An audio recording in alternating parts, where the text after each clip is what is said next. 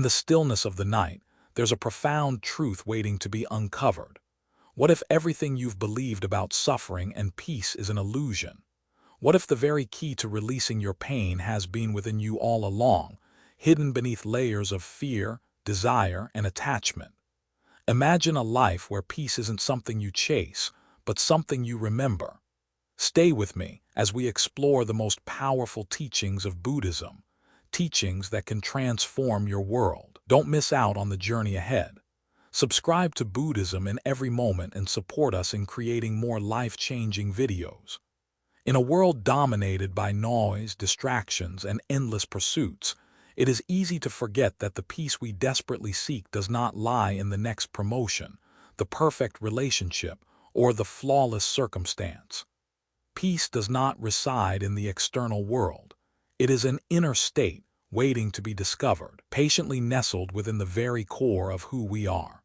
For centuries, spiritual traditions have pointed to this truth, but few have articulated it as powerfully as Buddhism. The path to inner peace, as taught by the Buddha, begins not with external actions or achievements but with the decision to turn inward, to release the hold that suffering has on us, and in doing so, unlock the inherent peace that lies within. This journey begins with a simple but profound invitation. Let go. Let go of your attachment to things, to people, to expectations, and most importantly, let go of your attachment to your own suffering. It is not that suffering is to be avoided or ignored, but that suffering at its core is the result of resisting what is. We suffer because we resist change, we hold on to what is fleeting, and we crave what is impossible to possess forever. The Buddhist teachings are an invitation to see suffering for what it truly is, a temporary state that arises from this resistance, and to learn how to release it, like sand slipping through our fingers. To start this journey, we must begin with a practice of stillness. In the rush of daily life, it becomes so easy to get caught in the whirlwind of thoughts, emotions, and actions. But the path to peace requires us to pause, even if only for a moment, and tune in to the quiet within. This stillness is not an empty void.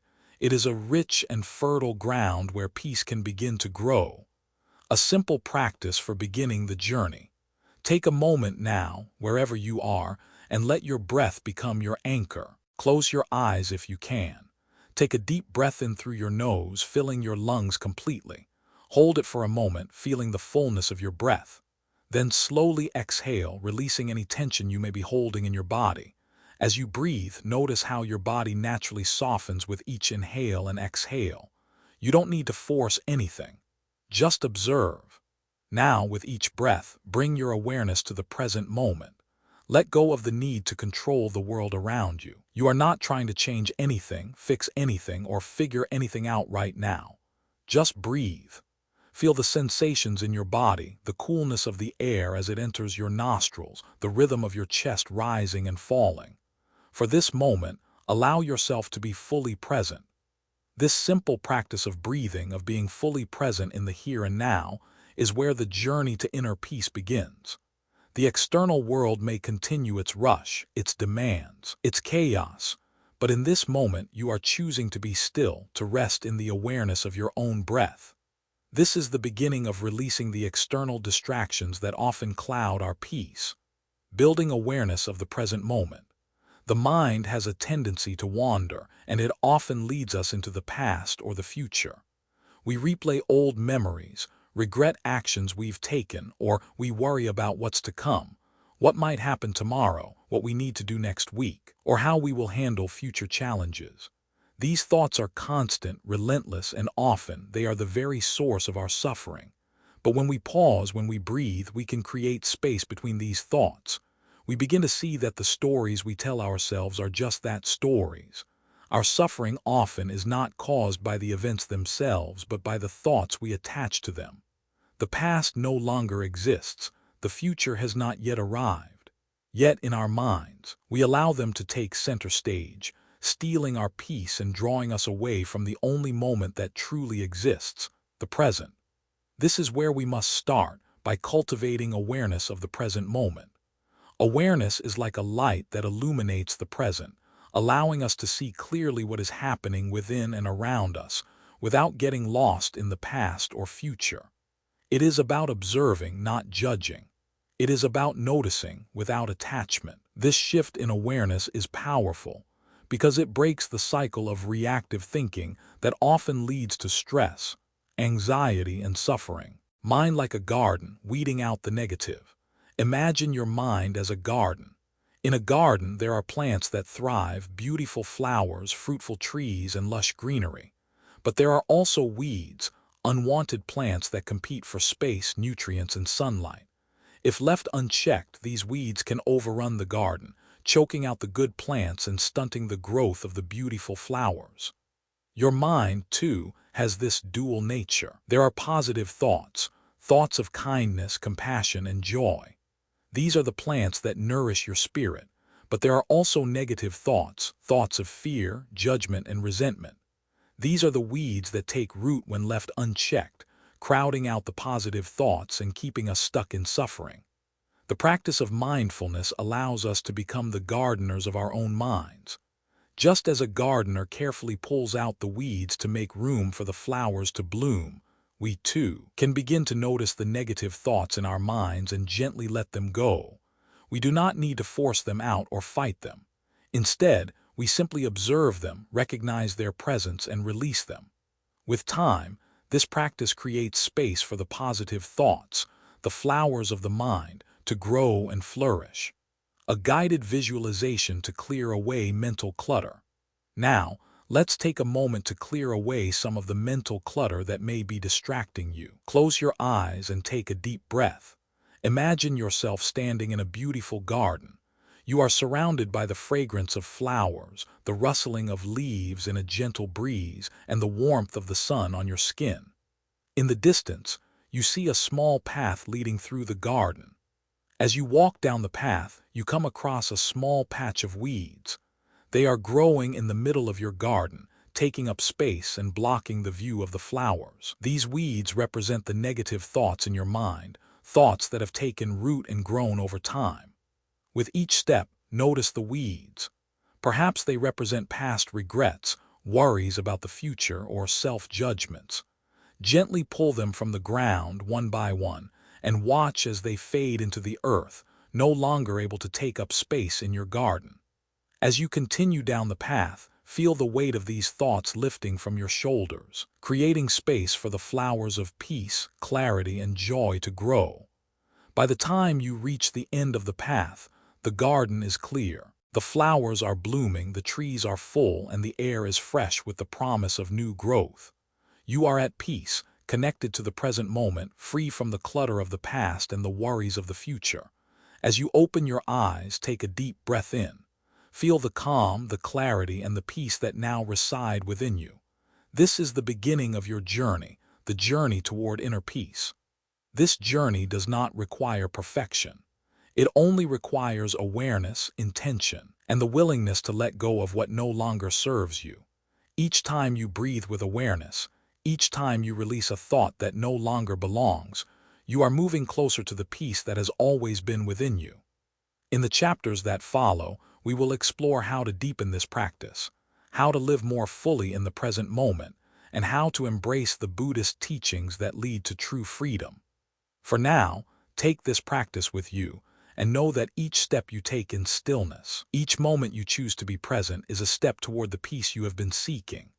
Remember, you are not broken, you are awakening. Suffering. It's a word we all know, a word we have all felt in some form or another, whether it's physical pain, emotional turmoil, or existential anguish.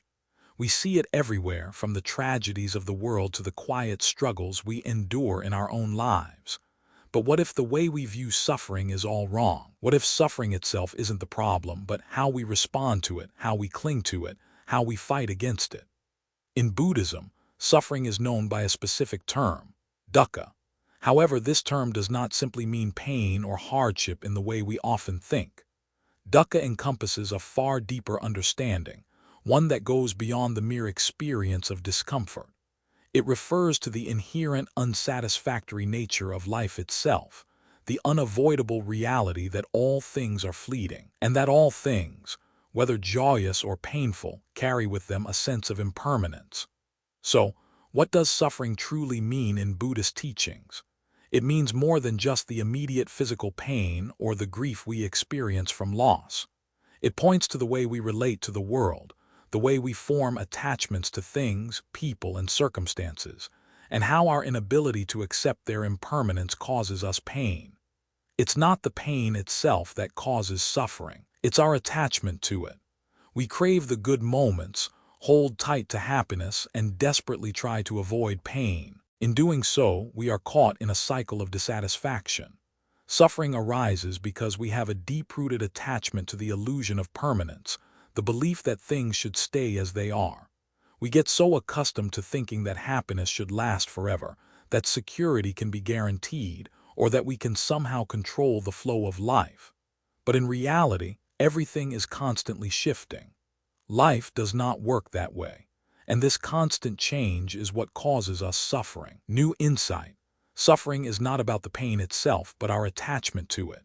It's easy to believe that our suffering comes from the pain itself, the loss of a loved one, the physical pain of an injury, the anxiety of an uncertain future. These moments of hardship undoubtedly hurt, sometimes more than we can bear. But Buddhism teaches us that the true cause of suffering is not the pain itself, but the way we hold on to it. Think about it. When we experience pain, whether physical or emotional, we resist it. We want it to go away. We want to push it out of our lives as quickly as possible to return to how things were before. This resistance, this attempt to control our experiences, is where suffering is born. The more we resist the pain, the more we give it power over us. The more we try to hold onto the good moments, the more we suffer when they inevitably slip away. In Buddhist philosophy, attachment is like a weight we carry around, making us feel burdened and trapped.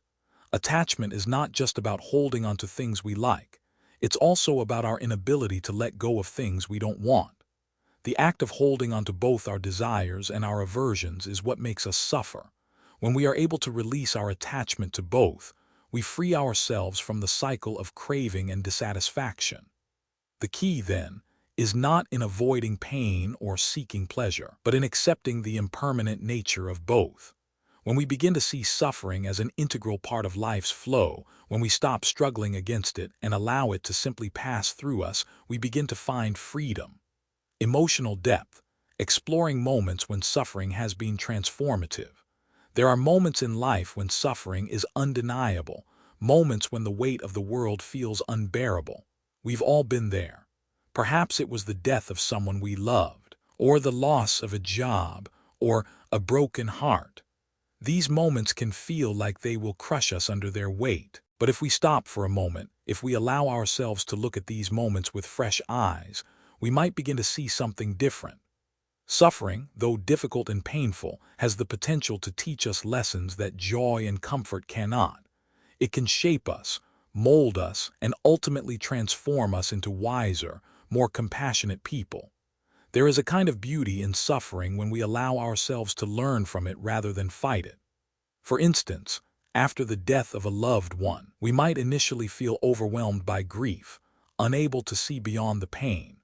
But over time, the sharpness of the pain begins to soften.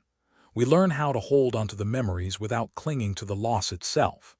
We begin to see that the love we shared is not something that dies with the person, but something that continues to exist in the way we live our lives. In this way, suffering can transform us. It can lead us to a deeper appreciation of life and the relationships we have. Think about how your own experiences of suffering have changed you. Has a difficult time in your life led you to a greater sense of gratitude?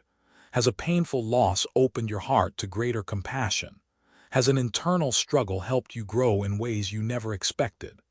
Suffering is not just something to endure. It is something that, when approached with the right mindset, can teach us invaluable lessons. The pain itself may never be easy, but through the process of acceptance and learning, it can lead us to a deeper understanding of who we are, what truly matters, and how to navigate life with greater wisdom. Practical advice. Journaling prompt to write about one's personal experiences with suffering and its lessons. If you're struggling with suffering right now, Or if you have in the past, it can be helpful to reflect on your experience. Often, when we're in the midst of pain, it's hard to see the lessons it holds, but journaling can offer clarity. Writing allows us to process our feelings and gain insight into how suffering has shaped us. Take a moment to sit with your thoughts. Grab a journal or a piece of paper and ask yourself the following questions. What suffering have I experienced in my life that has deeply impacted me? This could be a loss, a challenge, or an internal struggle. Write about the situation in as much detail as you feel comfortable. How did I react to this suffering? Did you resist it? Did you try to escape it? Or did you embrace it in some way? Reflect on your emotional reactions. What lessons did I learn from this experience? What did you gain from the pain? How did it shape you? Were there any positive changes that arose from this difficult time? How can I apply these lessons to my current life? How might this insight help you in your current challenges? Can you use the wisdom gained from past suffering to move through present difficulties with more ease? As you journal, try to write without judgment. Don't rush the process. Allow your thoughts to flow freely.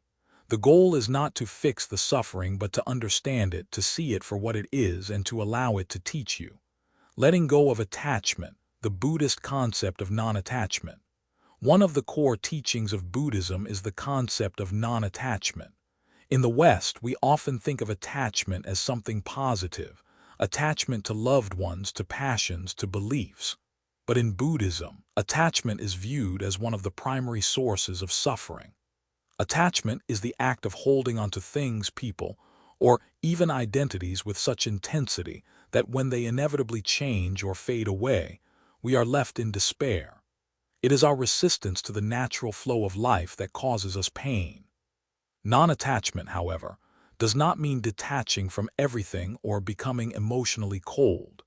It means recognizing the impermanence of all things and learning not to cling to them. Non-attachment is about living with an open hand, acknowledging the beauty of things without gripping them tightly.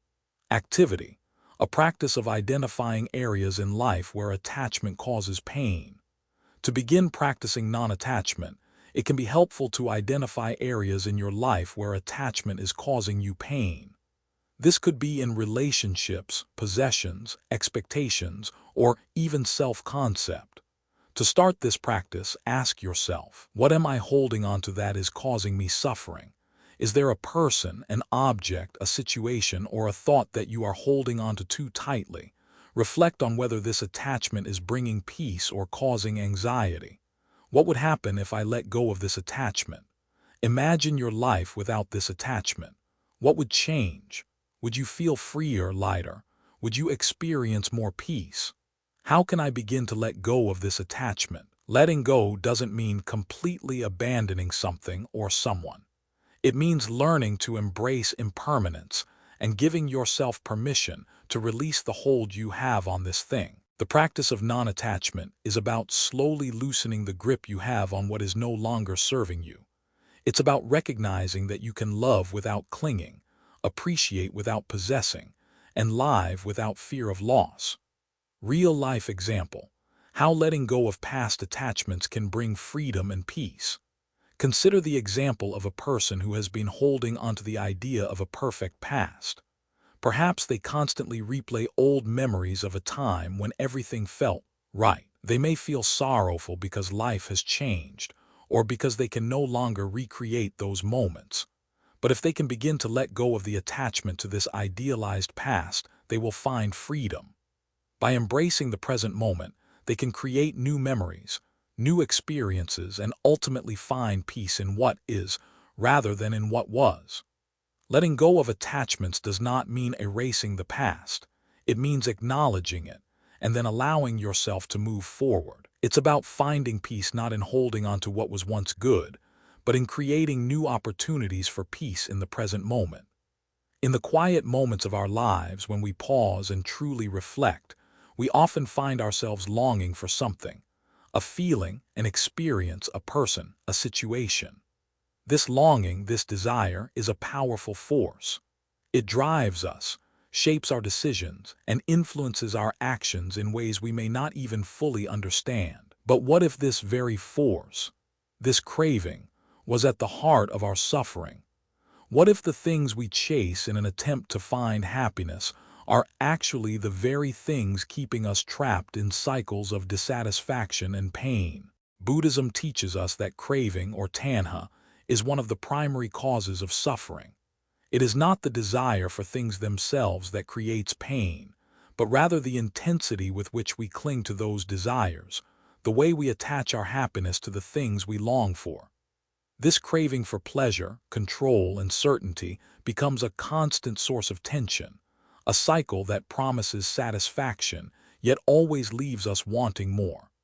No matter how much we attain, no matter how many desires we fulfill, there is always something else we are chasing, something just out of reach, and the moment we get close to it, the satisfaction fades.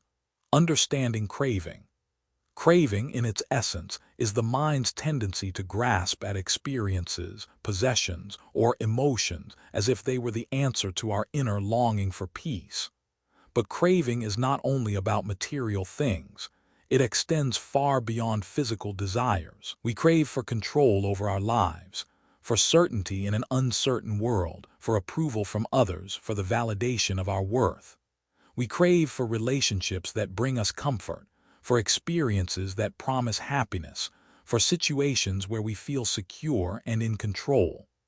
The problem with craving is that it perpetuates a cycle of dissatisfaction. When we cling to something, whether it's an object, a person, or a concept, we are attaching our sense of well-being to something external and temporary. This attachment creates an underlying anxiety, a constant fear that we will lose what we desire or fail to attain it in the first place. The more we chase after these fleeting pleasures or sense of control, the more we trap ourselves in a cycle of longing. And yet, the moment we grasp at something, it slips away, leaving us yearning for something more. For example, when we are caught in the craving for material possessions, we find ourselves constantly searching for the next thing that promises fulfillment. We buy new clothes, gadgets, or cars, believing that these things will bring us lasting happiness. But the satisfaction fades quickly, and soon we are on to the next acquisition, never fully content, always seeking more. Similarly, we might crave emotional validation from others, approval, affection, admiration, believing that others' approval will finally give us the sense of worth we are searching for. Yet, no matter how much attention or praise we receive, the feeling never lasts, and we are left craving more. This is the insidious nature of craving. It promises fulfillment but never delivers. It leads us to believe that if we can just have that one thing or reach that one goal, we will finally be content. But the reality is that when one desire is fulfilled, another quickly takes its place. The Buddha called this cycle dukkha, the unsatisfactory nature of life, where all things are impermanent and fleeting, leaving us dissatisfied no matter what we achieve or acquire. New insight: the difference between healthy desire and harmful craving. It's important to make a distinction here between healthy desire and harmful craving. Desire in itself is not inherently bad. The Buddha never taught that we should stop desiring altogether. In fact, desire can be a powerful force for good when it motivates us to improve ourselves, to help others, or to create positive change in the world. A healthy desire might be the wish for peace, the desire to live a meaningful life, or the wish to cultivate wisdom and compassion. These are desires that arise from a place of inner well-being, and they do not cause suffering because they do not create attachment. The key difference between healthy desire and harmful craving lies in how we relate to the desire. Healthy desire arises naturally and can be pursued without attachment. It is rooted in the present moment and is flexible, allowing us to accept whatever outcome arises without being consumed by it. In contrast, harmful craving is rooted in the future, always chasing something outside of ourselves, always grasping at something we believe will bring us happiness. Craving turns desire into a compulsion, a need that must be fulfilled at all costs. Harmful craving is the attachment to the outcome, the belief that we cannot be happy unless we attain what we desire. When we believe that happiness is something we can acquire, something that can be found in possessions, experiences, or people, we set ourselves up for disappointment. And the more we crave, the more we suffer because the craving is never fully satisfied. Emotional depth, reflecting on personal stories of craving and the fleeting satisfaction it provides. Think for a moment about a time in your life when you craved something deeply. Perhaps it was a material possession, a car, a house, a piece of jewelry, or maybe it was something emotional, love, validation, recognition. When you finally acquired what you craved, did it bring you the lasting satisfaction you expected? How long did that satisfaction last before the craving resurfaced again, this time for something new? I think of a story from my own life, one that many of us can relate to. Several years ago, I was caught up in the craving for success and external validation. I worked tirelessly to build my career, believing that if I could achieve a certain position, a certain level of recognition, then I would finally be happy. I put in the long hours, sacrificed my personal life, and pushed myself to the brink, believing that success would bring me peace. And then one day I achieved the success I had craved. I was promoted to a position I had dreamed of for years, and for a fleeting moment I felt a sense of pride and accomplishment. But that feeling quickly faded. It didn't take long before I found myself craving something more, another promotion, more recognition, more validation. I had achieved what I thought would bring me happiness, but I still felt empty. This cycle of craving was never-ending. The satisfaction was fleeting and the craving would return stronger than before. This is the nature of craving. No matter what we attain, it is never enough. The craving is not satisfied by the object of desire. It is only fed by it, and the cycle continues. Practical advice: an exercise to let go of one unhealthy craving. If you find yourself caught in the grip of craving, it can be helpful to pause and reflect on the nature of your desires. Begin by identifying one craving in your life, whether it's a material possession, emotional validation, or control over a situation that has been causing you suffering. It might be something you've been chasing for a long time, believing that once you attain it, you'll be happy. Once you've identified your craving, take a moment to sit quietly. Close your eyes and take a deep breath. Allow yourself to fully feel the desire in your body. Where do you feel it most strongly? Is there tension, anxiety, or longing? Sit with this feeling for a few moments without trying to push it away or change it. Just observe. Now, gently ask yourself these questions. What will this craving truly bring me? Ask yourself if fulfilling this craving will bring you lasting happiness or simply a fleeting sense of satisfaction. What am I avoiding by holding onto this craving? Often, our cravings are a way of avoiding discomfort or a deeper emotional issue. What is this craving protecting you from? How would my life change if I let go of this craving? Imagine releasing this desire. How would it feel to let go of the grip it has on you? As you reflect on these questions, allow yourself to begin letting go of the craving. You don't have to force it out of your mind. Just allow the attachment to loosen, like letting go of a tight grip on a rope. The more you practice this, the easier it becomes to release unhealthy cravings and replace them with healthier desires that are rooted in mindfulness and awareness. The power of mindful awareness. The practice of mindful awareness is one of the most powerful tools in recognizing and letting go of craving. Mindfulness allows us to see craving as it arises, to observe it without judgment or attachment. When we are mindful, we are not reacting to our cravings. Instead, we are observing them as they come and go, like clouds passing through the sky. We see craving for what it truly is, a temporary thought, a fleeting feeling, rather than something we need to chase or hold onto. By practicing mindfulness, we can begin to recognize the early signs of craving before it takes root. We become aware of the subtle ways our mind starts to grasp at something, whether it's the desire for something material, the need for approval, or the urge to control a situation. This awareness allows us to step back and make a conscious choice. Do we want to engage with this craving, or do we want to let it go? New activity. A mindful walking meditation to observe cravings as they arise in daily life. One effective way to practice mindfulness in everyday life is through a mindful walking meditation. This activity helps us become more aware of our cravings as they arise and teaches us how to respond with awareness rather than attachment. Find a quiet space where you can walk, even if it's just a few steps. Begin by standing still and taking a deep breath. Bring your attention to the sensations in your feet as you prepare to walk.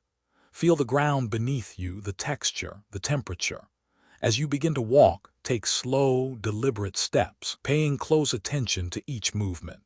Notice how your feet lift off the ground and make contact again. As you walk, pay attention to any cravings that arise. Do you find your mind wandering to something you desire? Perhaps it's a thought about something you want to buy, someone you wish to impress, or a situation you want to control. As you notice these cravings, simply observe them without judgment. Acknowledge that they are there, but don't engage with them. Allow the craving to pass, just as the next step passes beneath your feet. Notice how, just like the ground, the craving is temporary. It rises and then it falls away. Each step brings you back to the present moment, to the awareness of the sensations in your body. This practice of mindful walking helps us to observe cravings without being swept away by them. It allows us to create space between our desires and our actions, giving us the freedom to choose how we want to respond. Craving is a powerful force in our lives, but through mindfulness and awareness, we can break free from its grip. By recognizing craving as it arises, by reflecting on its impermanence, and by letting go of attachment, we begin to experience the freedom and peace that come from living without constantly chasing after fleeting desires. There is a truth we all know, yet often resist. Life is always changing. From the moment we are born, we begin a journey of constant transformation. The seasons shift, relationships evolve, our bodies age, and our minds grow. Nothing in life stays the same, and though this truth might feel uncomfortable, it is the very essence of existence. In Buddhism, this reality is called impermanence, the understanding that nothing, not even the most precious moments, remains forever. But it is within this constant ebb and flow that peace resides.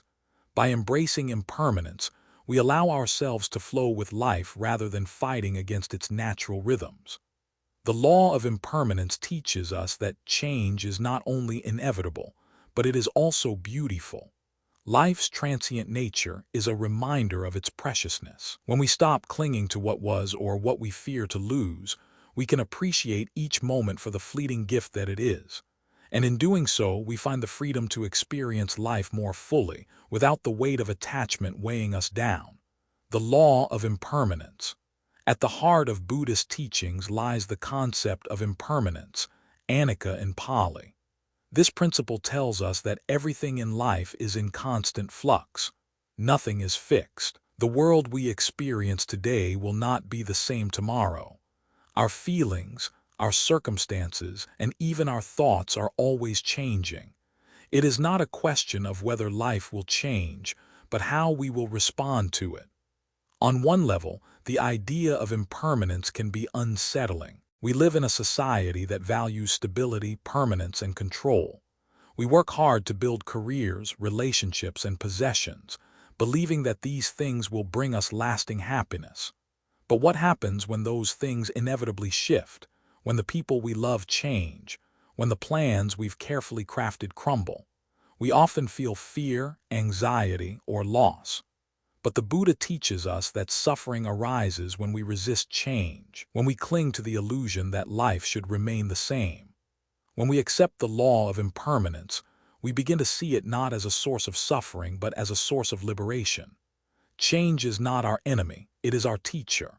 It reminds us that everything we experience, the joys, the sorrows, the beauty, and the pain, is temporary.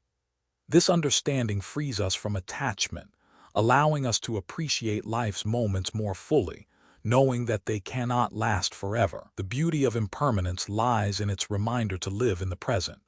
Because we know that each moment is fleeting, we can embrace it more deeply, savoring the experiences that come our way without holding onto them.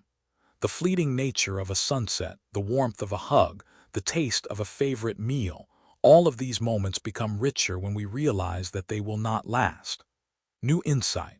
Embrace change as a natural and inevitable part of life. Rather than resisting change, we can learn to welcome it as a natural part of life. Change is not something to fear or fight against, but something to embrace as part of our growth. It is in the changes we experience that we find the opportunity for transformation. Imagine, for a moment, the process of a caterpillar turning into a butterfly. The caterpillar must shed its old skin, go through a difficult and uncomfortable process of metamorphosis, and emerge as something new, something beautiful. This process is painful, yes, but it is also essential for growth. In the same way, life's changes, though they may feel uncomfortable at times, are the catalysts for our own transformation. Without change, we would remain stagnant, trapped in the same patterns, unable to evolve. When we embrace change, we stop seeing it as a threat and start seeing it as an opportunity. Every new experience, every shift in our circumstances, offers us the chance to grow and become more fully ourselves. This is not to say that change is always easy or pleasant, but it is always necessary. We must allow ourselves the space to adapt, to release what no longer serves us, and to step into the unknown with trust and courage. Emotional depth, reflecting on the beauty and fragility of life. There is something undeniably beautiful about the fragility of life. We often wait for life's difficult moments to be over before we can appreciate them. But in truth, it is in the impermanence of things that their beauty shines most brightly. Think about a time when you experienced loss, a loved one passing, the end of a relationship, the loss of a dream. In those moments, everything felt uncertain, painful, and raw. Yet as time passes, the sharpness of that pain softens and we begin to see the beauty in what we had, the love we shared, the lessons we learned, the moments we cherished. Loss, in its own way, teaches us how to live more deeply. When we lose something or someone, we are reminded of how precious life is, how fleeting every moment truly is. This understanding shifts our perspective, making us more present, more grateful, and more attuned to the beauty that exists around us every day. We begin to savor the small moments, the quiet mornings, the shared laughter, the simple acts of kindness. This fragility is not something to fear but something to honor. It is the very thing that makes life meaningful.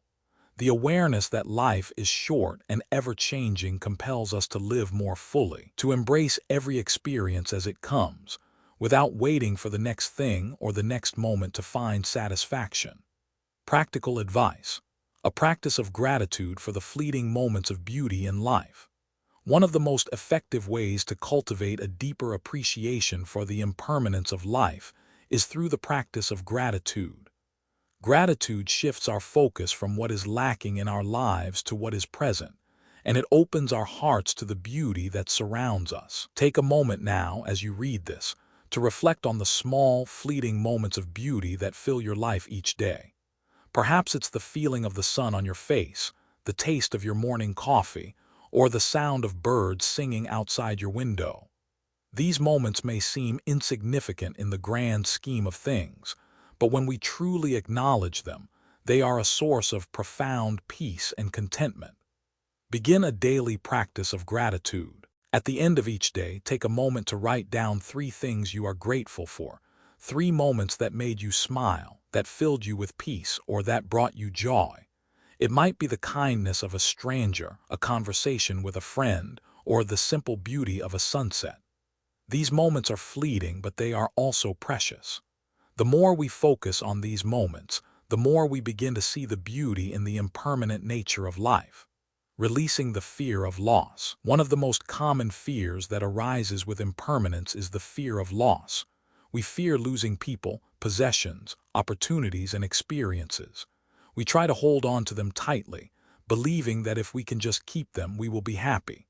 But the reality is that nothing in life can be held onto forever. Everything changes, and loss is inevitable. This fear of loss often causes us to suffer more than the actual loss itself. We worry about what will happen when things change, and in doing so, we miss the beauty of what is happening right now. Our minds are so focused on the fear of what we might lose that we forget to appreciate what we have. The key to releasing this fear is to accept that loss is not something to fear but something to embrace as part of life's natural flow. When we let go of our attachment to outcomes, we allow ourselves to experience life with more freedom and peace. We stop trying to control every aspect of life and instead trust that whatever is meant to come will come, and whatever is meant to leave will leave. New perspective. Living without attachment to outcomes leads to greater freedom. When we live without attachment to outcomes, we create the space for true freedom. We stop tying our happiness to specific outcomes or expectations, and instead learn to flow with life's natural rhythms. This does not mean we stop caring or striving for what we want. It simply means we release our need to control how things unfold. We learn to accept what comes, knowing that each moment is an opportunity for growth, regardless of whether the outcome aligns with our desires. Living without attachment allows us to experience life with a sense of openness and flexibility. We become less fearful of the future and more present in the now. We learn to embrace the uncertainty of life, knowing that change is not something to fear, but something to be welcomed. Activity, a guided meditation on embracing impermanence and welcoming change. Now, let's take a moment to practice embracing impermanence through a guided meditation. Find a comfortable place to sit or lie down and take a deep breath in. As you exhale, allow your body to relax. Close your eyes and bring your attention to your breath. Feel the air moving in and out of your body, the rise and fall of your chest. With each breath, allow yourself to release any tension or stress. Now bring to mind something in your life that is changing. It could be a relationship, a job, or a personal goal. Notice any resistance you feel to this change. Are you holding on to something that no longer serves you? Are you afraid of what this change might bring? As you sit with this feeling, gently remind yourself that change is a natural part of life. Nothing is permanent, and this moment will soon pass. Allow yourself to breathe into the discomfort of change, knowing that it is an opportunity for growth and transformation. Trust that everything is unfolding as it should, and that you are exactly where you need to be. With each breath, release your attachment to the outcome and welcome the change with open arms. Feel the peace that arises as you let go of control and embrace the beauty of impermanence. When you are ready, slowly bring your awareness back to the present moment, knowing that you carry with you the peace of accepting change. Life, in all its complexity, often feels like a tug-of-war between opposing forces. We swing between extremes, trying to navigate a world that constantly pulls us in different directions. On one side, there is indulgence, the temptation to give in to our desires and impulses. On the other, there is self-denial, the urge to suppress our needs and wants in the pursuit of discipline and self-control. We often believe that happiness lies at the end of these extremes, either in the satisfaction of every desire or in the complete abandonment of desire altogether. But what if the truth lies somewhere in between? Buddhism offers us a profound and liberating teaching in the form of the middle way. This path of moderation suggests that neither indulgence nor excessive denial leads to peace. Instead, true happiness, peace, and freedom are found in balance. The middle way is about walking a path that embraces life fully, without being consumed by it, and living in a way that honors both our desires and our need for self-restraint. It is a balanced approach to life, where we neither indulge in excess nor punish ourselves with extremes. It's about finding harmony, not perfection. The path of moderation. The middle way, as taught by the Buddha, is a response to the two extremes that so often dominate our lives. These extremes, the craving for sensory pleasure and the rejection of anything that brings joy or comfort, are both born out of an underlying desire for control, for certainty, and for happiness that is permanent. The Buddha saw these extremes as a trap, a cycle that never leads to lasting peace. Indulgence, whether in food, drink, material possessions, or even relationships, offers us temporary satisfaction but leaves us with an insatiable longing for more. The more we give in to these desires, the more we reinforce the belief that happiness can be found in external things. On the other hand, self-denial, the rejection of pleasure or the suppression of our needs in the name of asceticism, leads us into isolation and despair. By denying ourselves everything we enjoy, we create a new form of suffering, a belief that we must earn happiness through sacrifice, that we must be worthy of joy. The middle way is neither indulgence nor asceticism, but a balanced approach to life that allows us to enjoy the simple pleasures without being consumed by them. It invites us to enjoy life fully but without becoming attached to any one thing, person, or experience. In this balanced approach, there is freedom. We are not driven by craving, nor are we bound by self-imposed restrictions. We live with awareness, with presence, and with acceptance of the impermanence of all things. New insight, avoiding both indulgence and self-denial. At first glance, it might seem as though the middle way requires a life of moderation in every sense, avoiding excess and resisting pleasure. But in truth, the middle way is not about rigid self-control or denying ourselves joy. It's about mindfulness. It's about cultivating awareness of when we are moving into excess and when we are moving into deprivation. It's about tuning into our needs and desires with clarity and wisdom so that we can make choices that support our well-being rather than undermine it. Indulgence often arises when we are seeking fulfillment from external sources, when we believe that something outside of us can bring us lasting happiness. This is not a sustainable source of joy. Similarly, self-denial comes when we feel that we are not worthy of happiness, or that happiness must be earned. But the truth is that happiness is not something to be achieved. It is something to be experienced in its fullness, right here and now. The key to avoiding both extremes lies in cultivating a deep sense of self-awareness and mindfulness. When we are aware of our desires, we can recognize when they are leading us toward excess or deprivation, and we can make conscious choices that align with our values and well-being. Emotional depth, exploring how finding balance in life leads to inner peace.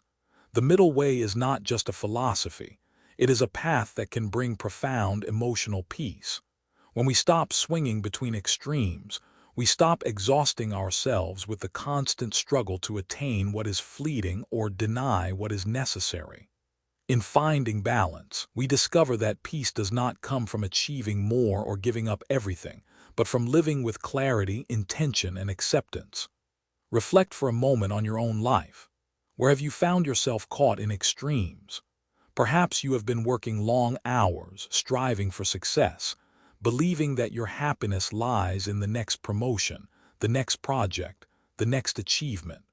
Or perhaps you have been denying yourself the pleasures of life, convincing yourself that true happiness lies in sacrificing everything for others or for some higher goal.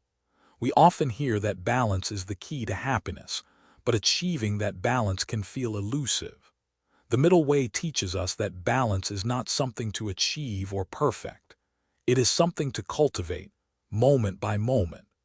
It is about being present with ourselves, recognizing when we are moving too far in one direction, and gently guiding ourselves back to the center. This emotional depth, this inner peace, comes when we stop judging ourselves for our desires and needs, and when we stop fearing what will happen if we give ourselves permission to enjoy life. When we stop expecting perfection, we allow ourselves to be fully human, to experience the full spectrum of life without the weight of expectation or the burden of self-imposed limits. In this space of balance, we are free to enjoy life, free from guilt or shame, and free from the fear of losing what we love. Practical advice, strategies to identify and correct imbalances in life. Achieving balance in life is not something that happens overnight. It requires ongoing awareness and an active effort to correct imbalances as they arise. Here are some practical strategies to help identify and correct imbalances in your life. Examine your priorities. Take a moment to reflect on what truly matters to you. What are your core values? Are your actions aligned with these values?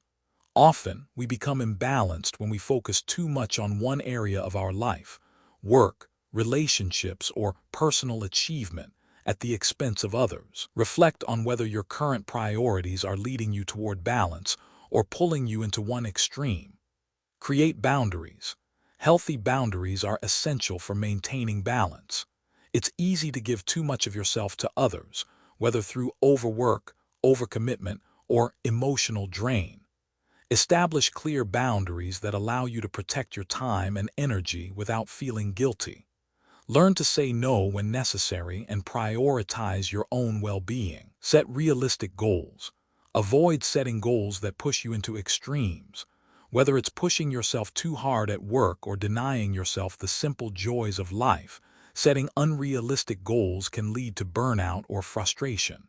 Instead, set goals that are attainable and aligned with your values. Break them down into small, manageable steps and celebrate your progress along the way.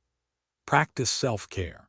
Take time for yourself each day. This could be as simple as taking a walk, reading a book, or practicing meditation. Self-care is not selfish. It is necessary for maintaining balance. When we care for ourselves, we are better able to care for others and contribute to the world in a meaningful way. Cultivate awareness.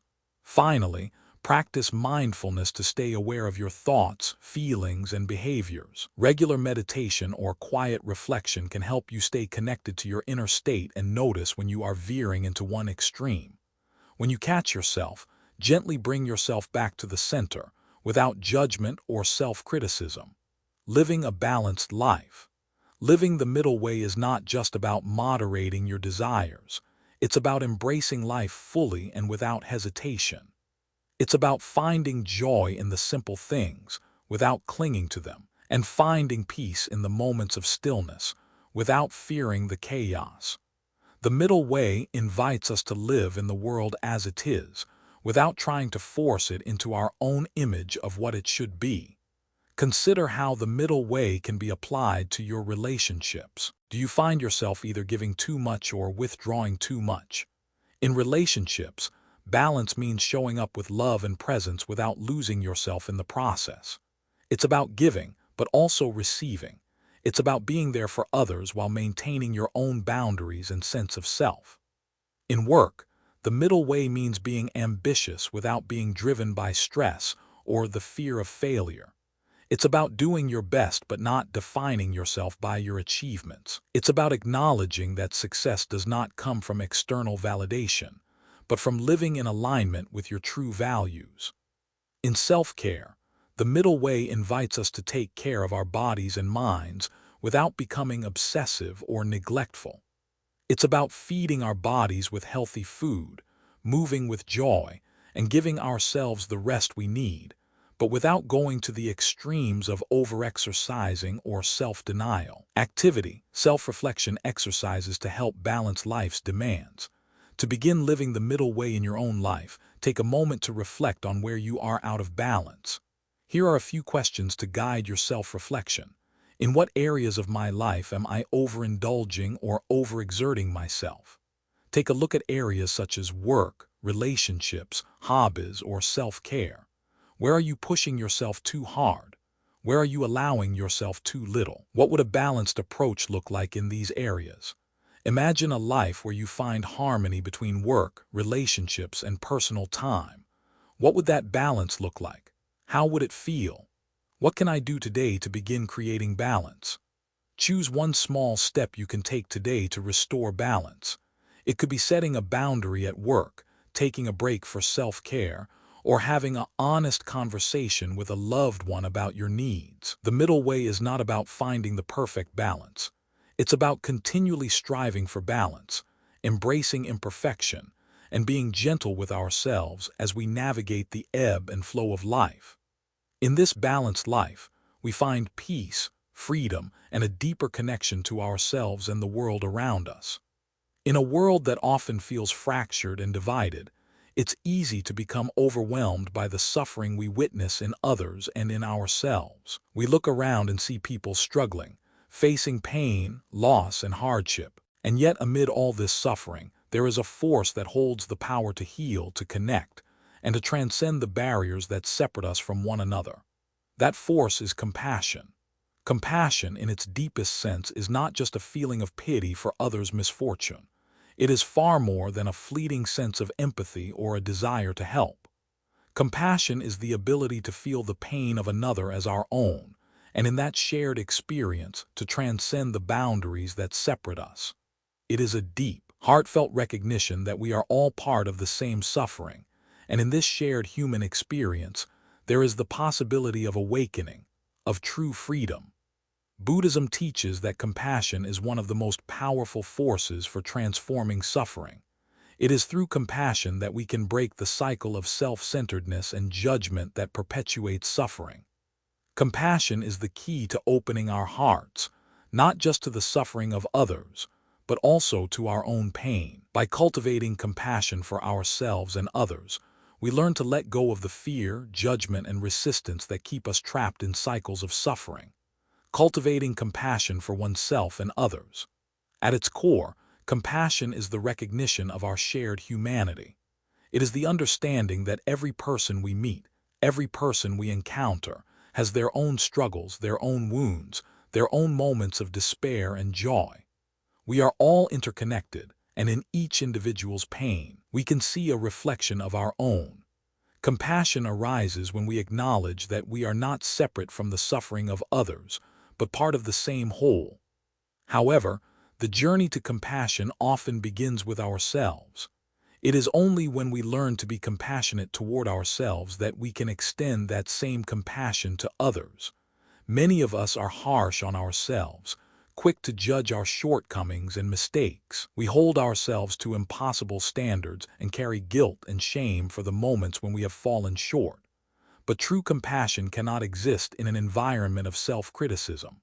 To cultivate compassion, we must first learn to soften the voice of judgment within us and replace it with kindness and understanding. When we show ourselves compassion, we free ourselves from the tyranny of self-blame and perfectionism. We allow ourselves the grace to be human, to make mistakes, and to learn from them.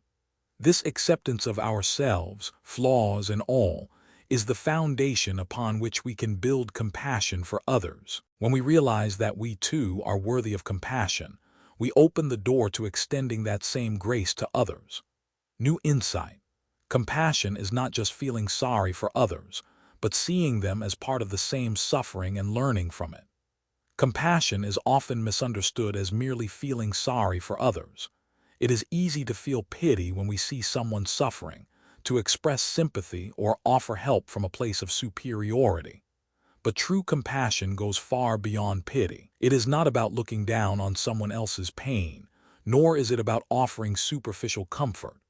True compassion arises from the recognition that we are all interconnected in our suffering. The pain of another is not separate from our own. When we see someone else in pain, our first impulse may be to fix it, to offer solutions or advice. But sometimes, the most compassionate act we can offer is simply being present, without trying to change the situation. Compassion is about bearing witness to the suffering of others without judgment, and recognizing that their pain is a reflection of the same pain we carry in our own hearts. It is through this recognition of shared suffering that we can truly connect with others, offering them not just comfort, but the understanding that they are not alone in their pain. This new insight into compassion requires us to move beyond the superficial gestures of kindness and delve deeper into the shared human experience. It requires us to step into the pain of others, not to rescue them, but to stand beside them in solidarity, acknowledging that we, too, are on the same journey. Compassion is a bridge that connects us all, transcending the boundaries of race, religion, gender, and nationality. Emotional depth. sharing personal moments of compassion and its profound impact. I think of a time when a close friend was going through a particularly difficult period. She had lost her job, was facing family struggles, and felt utterly overwhelmed by the weight of her responsibilities. I wanted to help her, to offer advice, to fix everything that was going wrong. But when I sat with her, listening to her story, I realized that what she needed wasn't advice or solutions, it was presence. I simply sat with her, holding space for her pain. I didn't try to cheer her up or offer comforting words. I didn't tell her everything would be okay. I just listened. And in that listening, in that simple act of being there without judgment, something shifted. She began to open up, to release the weight of her emotions, and slowly, the tension that had been so tightly wound inside her began to loosen. Compassion, I realized in that moment, is not about doing, it's about being. It's about showing up fully for someone else without trying to change them or their situation. Compassion is about offering our presence, our heart, and our understanding. It's about allowing others to experience their pain without feeling the need to fix it or make it go away. Sometimes, simply being there is the most profound act of compassion we can offer.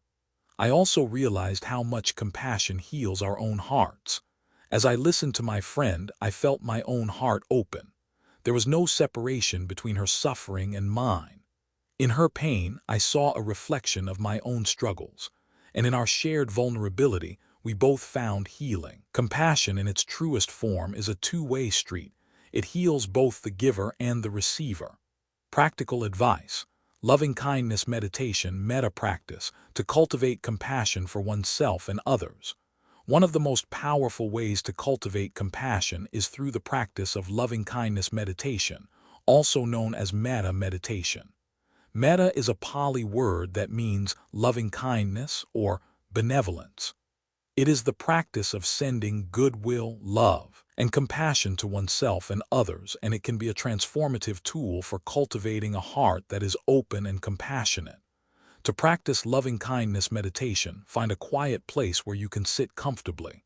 Close your eyes and take a few deep breaths, allowing your body to relax.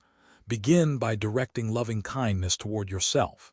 In your mind, say these words: may I be happy, may I be healthy, may I be safe, may I live with ease. Repeat these phrases slowly and with intention, allowing the meaning of the words to sink into your heart. Once you feel the warmth of loving kindness for yourself, expand it outward to others. Begin with someone you love deeply, someone who brings you joy. Picture them in your mind and repeat the phrases: may you be happy, may you be healthy, may you be safe, may you live with ease. Allow yourself to feel the love and compassion that arise for this person. Next, expand your circle of loving kindness to others, acquaintances, strangers, and even people with whom you have difficulties.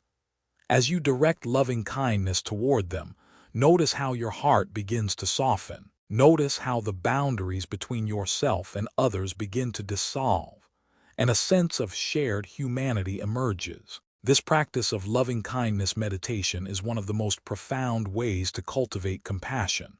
It softens the heart, opens it to others, and helps us develop a deep sense of interconnectedness. It is a practice that can be done daily, and over time, it can transform how we relate to ourselves and the world around us. Compassion as a gateway to freedom. Compassion is not only a path to healing, but it is also a gateway to freedom. When we cultivate compassion for ourselves and others, we begin to break free from the cycle of judgment, fear, and suffering that traps us in negativity. Compassion frees us from the need to constantly measure ourselves against others, to compare our worth, or to prove ourselves. It allows us to release the grip of self-criticism and embrace our imperfections with kindness. When we live with compassion, we also free ourselves from the weight of judgment. We stop labeling others as good or bad, deserving or undeserving. Instead, we see them as human beings, struggling with their own pain and challenges, just as we are. Compassion removes the barriers of separation and replaces them with connection. It allows us to see beyond the surface and recognize the shared humanity in everyone we meet. This freedom from judgment and attachment is the essence of liberation. When we are no longer bound by the need to fix others or ourselves, we are free to simply be. We are free to love without expectation, to listen without judgment, and to give without condition. Compassion opens the heart and mind to a deeper sense of peace, one that transcends the limitations of fear and desire. Activity. A compassionate listening exercise where you hold space for someone's pain without trying to fix it. One powerful way to practice compassion is through compassionate listening. This exercise involves offering a safe, non-judgmental space for someone to express their pain without the need to solve it. It is about being fully present, listening with empathy, and holding space for their emotions. To begin, find someone who may be going through a difficult time, a friend, a family member, or even a colleague. Sit with them and offer your full attention. As they speak, do not interrupt, offer advice, or try to fix their problems. Simply listen with an open heart, without judgment or expectation. Allow them to share their pain without feeling the need to resolve it. In your listening, remember that your role is not to fix or change the situation, but to offer presence. Allow them to feel heard and understood. After they've finished, if they ask for advice or guidance, offer it gently with compassion. But if they don't, simply allow the silence to be a space of healing. Through this exercise, you will begin to notice how powerful compassionate listening can be. It is not always about what we say, but how we show up for others. Sometimes, the greatest gift we can offer is the gift of our presence. Compassion is the heart of all healing. It is the antidote to suffering, the bridge between isolation and connection, and the key to unlocking true freedom. By cultivating compassion for ourselves and others, we step into a life that is open, connected, and filled with peace. In this space of compassion, we find that we are no longer separate, but one with all beings in their joy and suffering. Compassion is the path to awakening the heart, and in awakening the heart, we awaken to the truth of our interconnectedness. Who are we really? It is a question that has puzzled philosophers, mystics, and seekers for millennia. On the surface, we may answer this question with our name, our career, our relationships, or our accomplishments.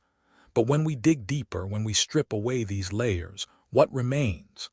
What is the essence of who we truly are, beyond the labels we carry, the roles we play, and the identities we construct?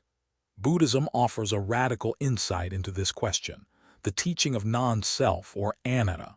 At the heart of this teaching lies the understanding that the self is not a permanent, unchanging entity, but rather a fluid and ever-changing process.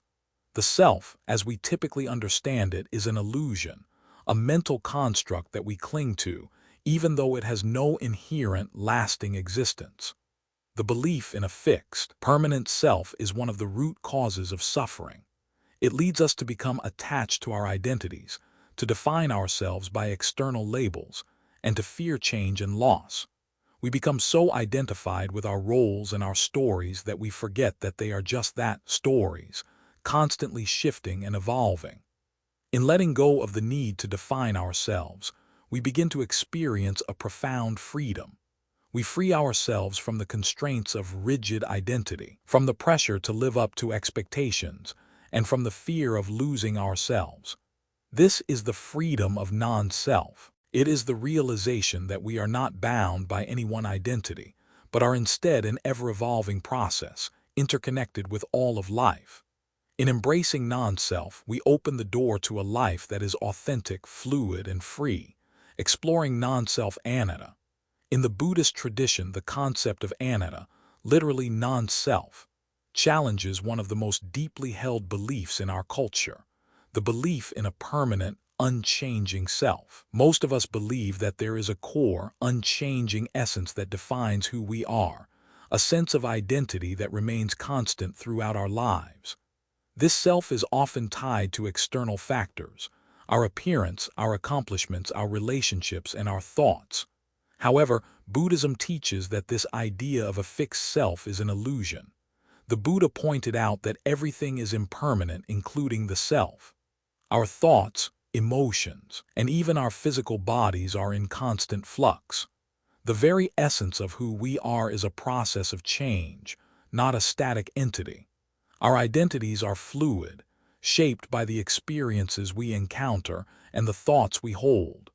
When we begin to see the self as a fluid process rather than a fixed thing, we begin to break free from the mental constructs that hold us captive. We begin to recognize that our true nature is not something that can be pinned down or defined by labels. We are not our job titles, our appearances, our successes, or our failures. We are, in essence, a constantly evolving process of experiences, thoughts, and interactions, interwoven with the world around us. New insight. How the belief in a fixed self leads to suffering. The belief in a permanent, fixed self is the foundation of much of our suffering. We spend our lives clinging to this illusion, trying to preserve our identity, protect our self-image, and control the way others perceive us. We are driven by the need to be something, to be successful, to be loved, to be seen as valuable. This belief in a fixed self leads to attachment and fear. We fear losing our identity, we fear change, and we fear the impermanence of life. Consider how much of your life is shaped by the desire to protect your identity. You may identify strongly with your career, your family, or your personal achievements. These identities give you a sense of security and stability, but they also make you vulnerable. When these external factors change, when you lose a job, experience a relationship breakdown, or face physical changes, it can feel as though you are losing a part of yourself. The attachment to this identity creates suffering because we are trying to hold on to something that is inherently unstable and impermanent. The suffering caused by attachment to a fixed self can also be seen in our struggles with self-worth. When we identify with external achievements or validation, we are constantly seeking approval from others, constantly comparing ourselves to others, and constantly striving to maintain an image of success. This creates a cycle of self-judgment and dissatisfaction. We are never fully content because we are always trying to measure up to an idealized version of who we think we should be. When we let go of the belief in a fixed self, we are free to embrace our true nature, an ever-changing, interconnected process of being. We no longer need to defend our identity or strive to protect it. Instead, we are able to experience life more fully, without the pressure of maintaining a self-image. This freedom from attachment is the key to overcoming suffering and finding peace. Emotional depth. The freedom found in letting go of the need to define oneself. There is a deep and profound freedom that comes with letting go of the need to define ourselves. It is the freedom to simply be, without the pressure to conform to any particular identity or expectation. This freedom is liberating because it removes the constant burden of trying to be something we are not. We no longer have to live up to the stories we tell ourselves about who we should be or who we have been in the past. We are free to embrace each moment as it comes, to experience life without the filter of self-judgment. Letting go of the need to define oneself is not a rejection of who we are, but rather an acceptance that we are more than any label can describe. We are not our past mistakes, our achievements, or our failures. We are not the roles we play or the labels others put on us. We are, at our core, a process of growth, change, and connection. This freedom is not about abandoning identity altogether. It is about recognizing that our identities are fluid, and that we do not need to be tied to any one version of ourselves. We can allow ourselves to change, to grow, and to evolve without fear of losing who we are. We are not bound by our past, nor are we confined by the expectations of the future. We are free to be fully present in each moment, embracing the fullness of life without the need to control it. Practical advice. Exercises in non-identification with thoughts and emotions, learning to simply observe them. To begin the journey of letting go of a fixed self, it can be helpful to practice non-identification with thoughts and emotions. This involves observing our thoughts and feelings without becoming attached to them, without letting them define who we are. One of the most effective ways to practice non-identification is through mindfulness meditation. In this practice, we sit quietly and observe our thoughts as they arise. We do not try to control them or push them away. Instead, we simply notice them, acknowledging their presence without judgment. We observe the thoughts as they come and go, like clouds drifting through the sky. Similarly, we can practice non-identification with our emotions. When we feel anger, sadness, or fear arise, we can simply observe the emotion without becoming attached to it. We do not need to label ourselves as angry or sad. We can simply acknowledge that the emotion is present and allow it to pass without clinging to it. By observing our thoughts and emotions in this way, we begin to loosen the grip of the self that we have built around them. Releasing the need for identity. How letting go of rigid self-concept leads to a more authentic life. The need for a rigid identity often stems from a desire for control, for certainty, and for validation. We want to know who we are, to have a clear sense of self, and to ensure that we fit into the roles that society or our families have assigned to us. But when we cling to these rigid concepts of self, we limit our ability to grow, to change, and to experience life authentically. Letting go of a rigid self-concept is about embracing the fluidity of life.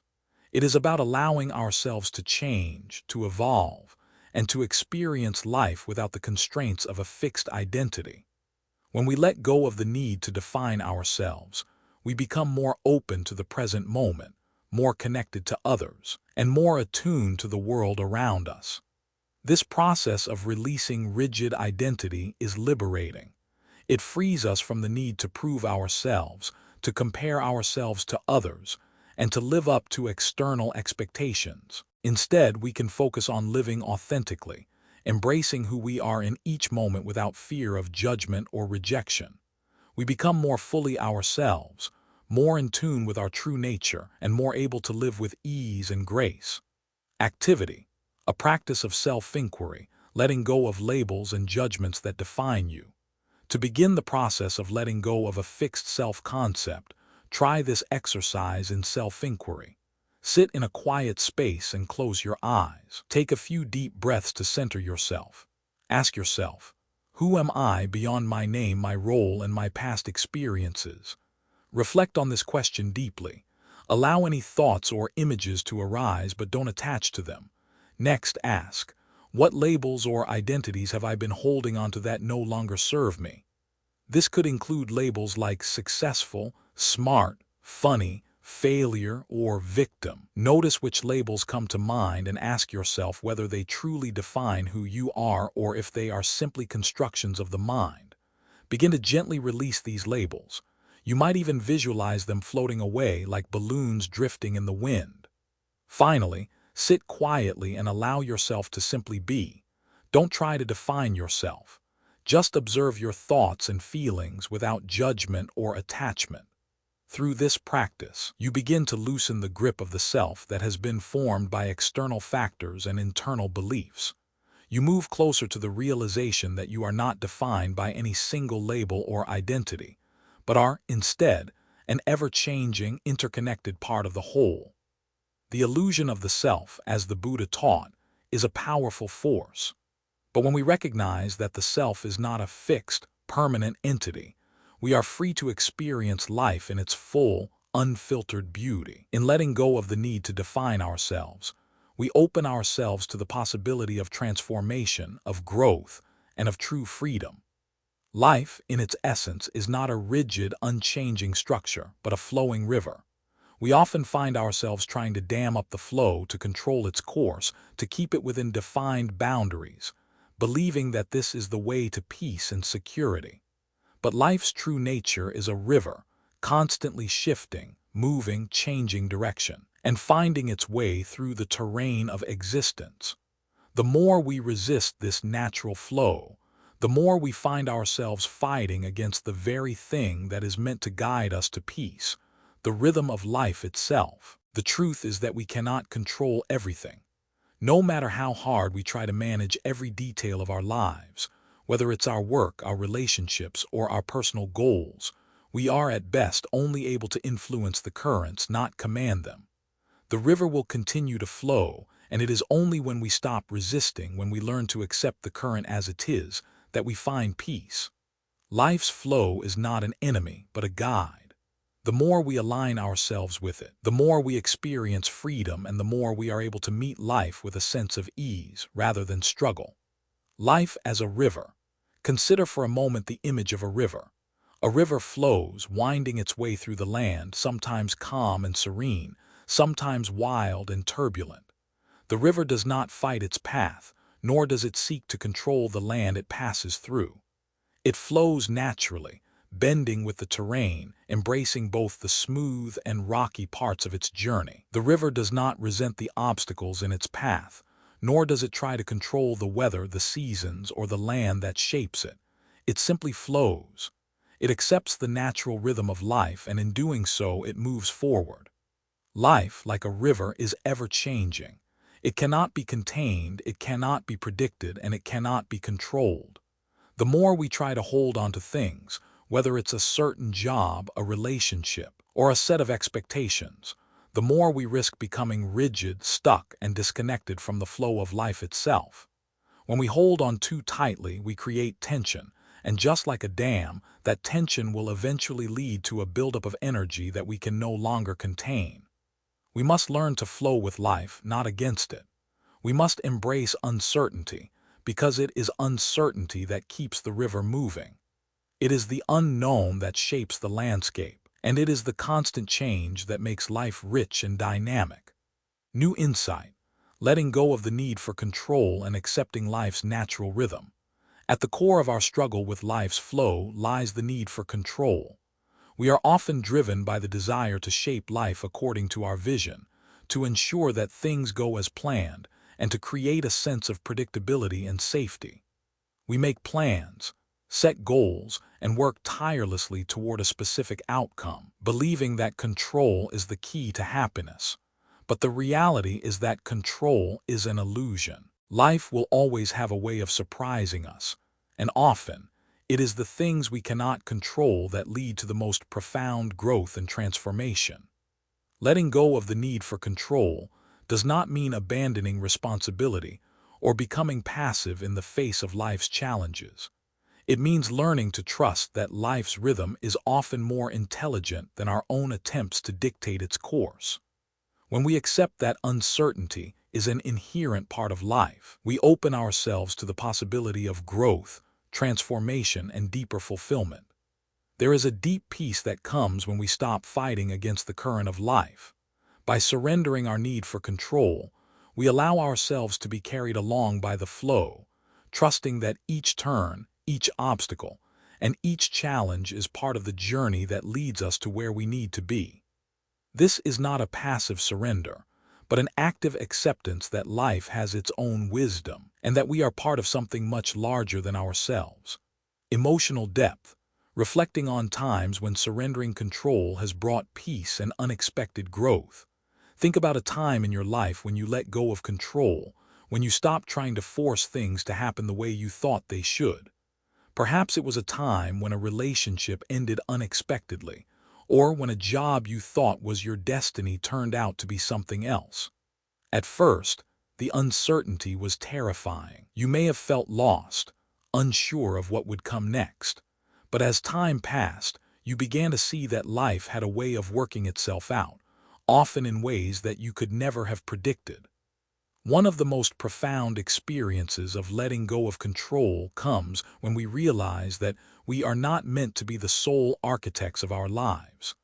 Life has a way of pushing us in directions we never thought we would go, but it is precisely these moments of uncertainty and unexpected change that shape us into who we are meant to become.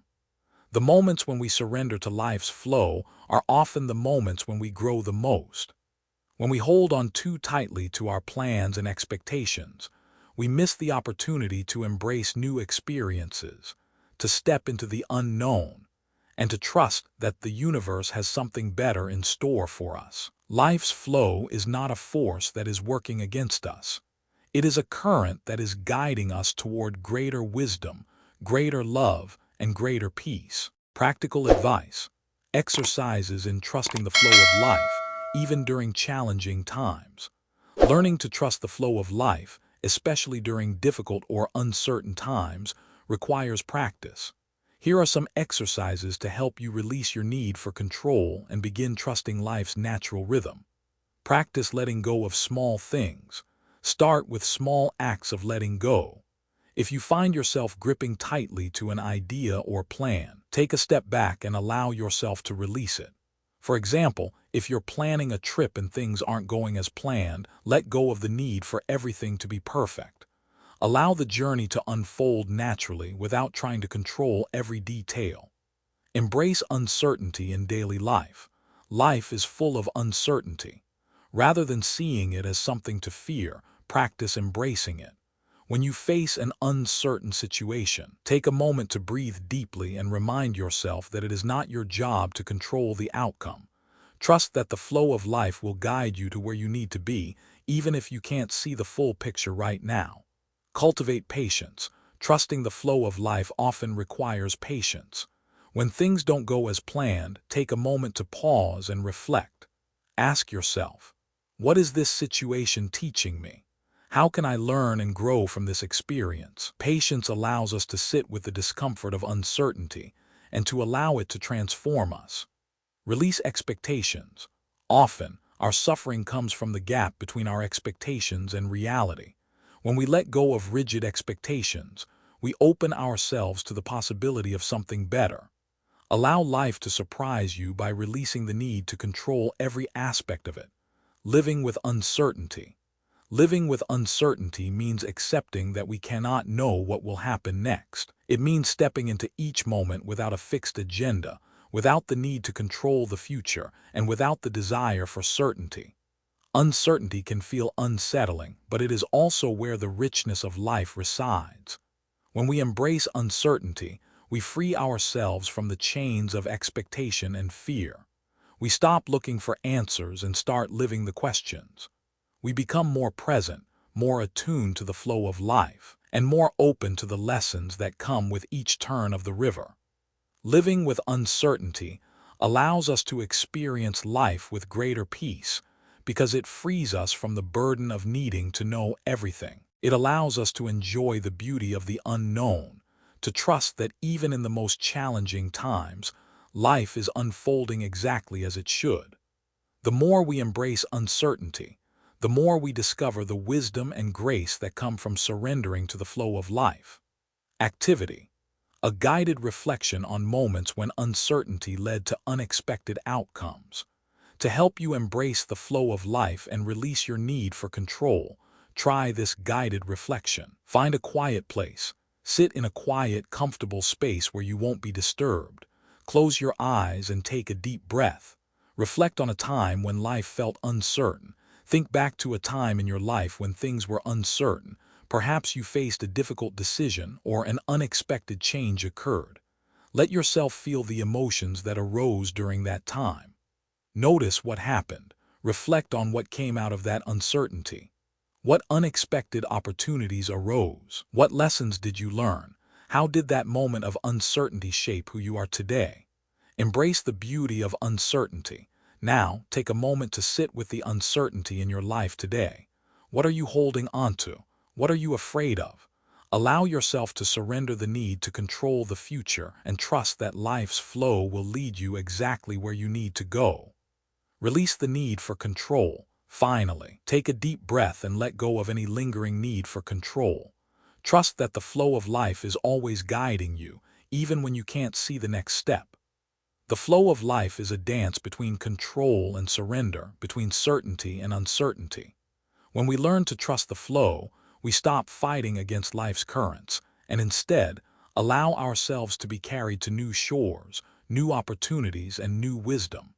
Embrace the river of life and let it guide you toward the peace and freedom that await. In the midst of a world filled with noise, constant chatter, distractions, and demands, there is a deep and powerful gift waiting to be discovered.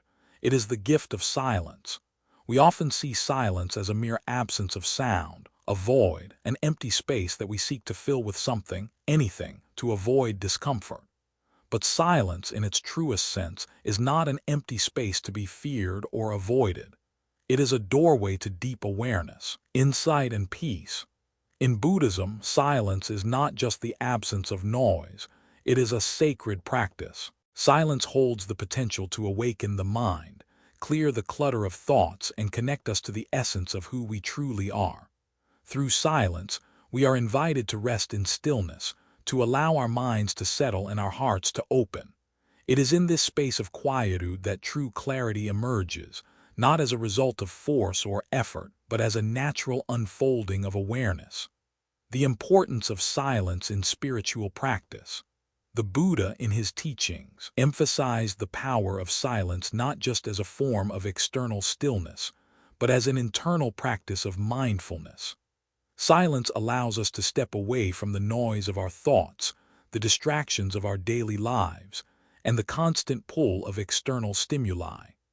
In the absence of noise, we are able to hear the deeper currents of our mind, to notice the subtle feelings that often go unnoticed, and to observe the patterns of our consciousness with clarity. Silence is not about escaping the world or avoiding the sounds around us.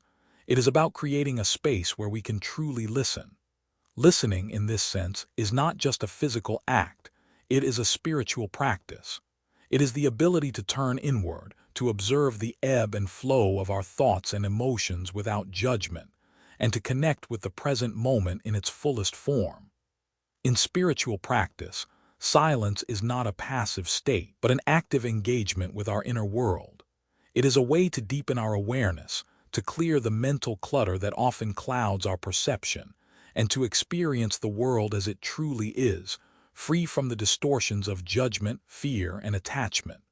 Silence allows us to go beyond the surface of our thoughts and connect with the deeper truths that reside within us. New insight.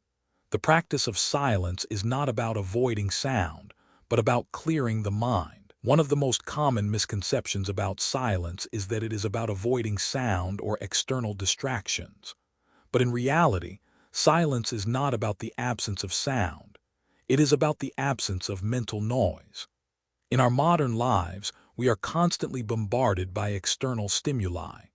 We fill every spare moment with activity, whether it's checking our phones, engaging in conversation, or distracting ourselves with television or music. But this constant stream of external noise often creates a deeper, more insidious form of mental noise. Our minds are constantly churning with thoughts, worries, judgments, and anxieties. The practice of silence is about clearing this mental clutter. It is about stepping away from the constant mental chatter and allowing the mind to rest in stillness. This does not mean forcing the mind to be quiet, but rather allowing the space for the mind to naturally settle. It is the practice of observing the mind without attachment, without judgment, and without the need to control it. When we enter into silence, we are invited to notice the patterns of our thoughts, to see the distractions that pull us away from the present moment. We begin to realize how much of our mental energy is spent on things that are not truly important, things that keep us from being fully present. Silence offers us the space to detach from these distractions and return to the simplicity of being. In this space of quietude, we begin to experience a profound shift. We are no longer caught in the whirlwind of thoughts and emotions. Instead, we are able to rest in the clarity of the present moment. This clarity is not something we force. It arises naturally when we let go of the need to control our thoughts and simply allow ourselves to be. Emotional depth. Moments when silence has provided clarity and peace during personal struggles. There have been times in my own life when silence was the only thing that brought me peace. When faced with a personal struggle, a difficult decision, or a period of uncertainty, I found myself turning to silence not as an escape, but as a means of reconnecting with my inner self. It was in these moments of quiet reflection that I found clarity, not through analysis or reasoning, but through the simple act of allowing myself to be still.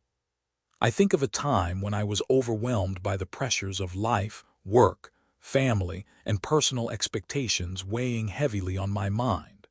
I couldn't see a clear way forward, and the constant noise in my head only made the situation feel more chaotic. In that moment, I decided to take a walk in nature, away from all the distractions of daily life. I walked in silence, focusing on the rhythm of my breath and the sensation of my feet on the earth.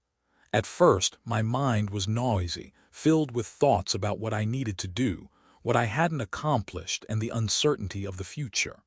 But as I walked in the stillness, my thoughts began to quiet. I noticed the rustling of the leaves, the sound of birds in the distance, and the calm of the natural world around me. Gradually, the mental noise began to subside, and I found a sense of clarity. I could see my struggles more clearly, and in the silence, I was able to make peace with the uncertainty. I realized that I didn't need to have all the answers right away. I just needed to trust the flow of life, to take one step at a time, and to accept that uncertainty was part of the journey. It was in the silence that I found the peace I had been searching for, not through action, but through stillness. This experience, like many others, taught me the profound power of silence. It was not the absence of sound that brought me peace, but the space it created for me to reconnect with myself, to release the need for control, and to simply be. Silence allowed me to let go of the mental noise that had been clouding my vision, and in that stillness, I found the clarity I needed to move forward. Practical advice: developing a daily practice of mindful silence to cultivate peace and presence. In our fast-paced, constantly connected world, finding silence can seem like a luxury, something that is hard to come by in our daily lives. But the truth is, silence is not something we need to seek outside ourselves. It is something we can cultivate within, even in the midst of chaos. Developing a practice of mindful silence can be a powerful tool for finding peace and presence in our everyday lives. One of the simplest ways to begin cultivating silence is through meditation. You don't need a special place or a specific time to practice. What matters is your intention and your commitment to being present. Start by finding a quiet space, even if it's just for a few minutes. Sit comfortably, close your eyes, and take a few deep breaths. Allow yourself to relax and let go of any tension in your body. As you settle into the space of stillness, bring your awareness to the breath. Notice the sensation of the air entering and leaving your body. Let go of any thoughts or distractions that arise and simply return your focus to the breath. You may find that your mind is busy at first, filled with thoughts and worries. This is normal. Simply notice the thoughts without judgment and gently bring your focus back to your breath. Over time, this practice of mindful silence will help you develop a deeper sense of awareness and presence. You will learn to sit with discomfort, to observe your thoughts without becoming attached to them, and to find peace in the stillness. Another way to incorporate silence into your daily life is by carving out moments of quiet throughout the day. Whether it's during your commute while preparing a meal or in the moments before you go to bed, take a few minutes to simply be silent. Disconnect from technology, turn off the noise, and allow yourself to rest in the present moment. In these small moments, you create the space for mindfulness, for clarity, and for peace. Deep listening as a form of awakening. True silence is not just the absence of sound. It is the ability to listen deeply. Deep listening is an active practice of presence, where we hear not only the words being spoken but the underlying emotions, intentions, and needs of the speaker. Deep listening is a form of awakening because it allows us to connect with others on a profound level.